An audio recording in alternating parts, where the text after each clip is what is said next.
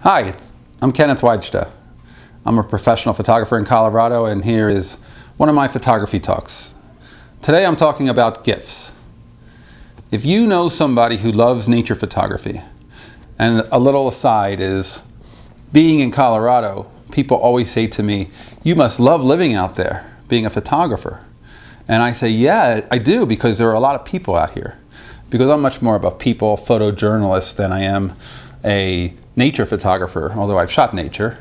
But a lot of people love to shoot nature, and you may too.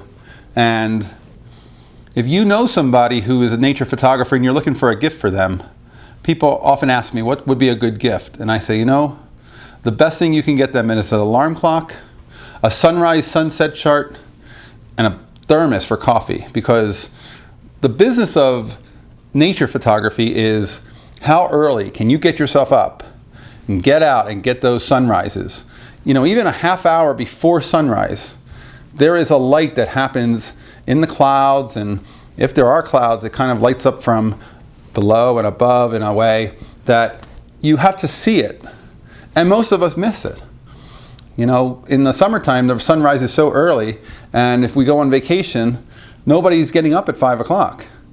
And when I would teach nature photography, I would take people out and say, well, let's meet around 4 o'clock or 4:30 because we have a half-hour drive. And they're like, for what?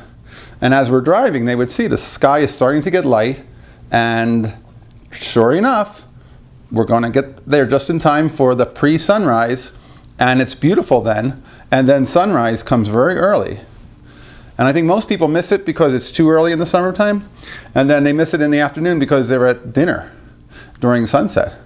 So an alarm clock, a sunrise sunset chart, or a little app, and coffee thermos.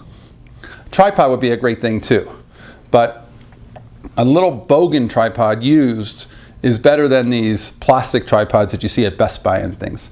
Anything Bogan, Gitzo is like the gold standard, but don't buy those little plasticky tripods with the braces on the inside that are all plastic.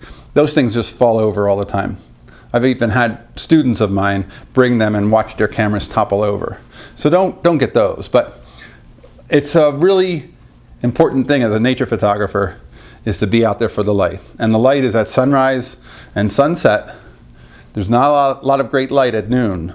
Although there is a photographer in Colorado who I've seen some of his work, and he talks about the importance of shooting the eastern plains of Colorado, which are not mountainous, which are not terribly scenic.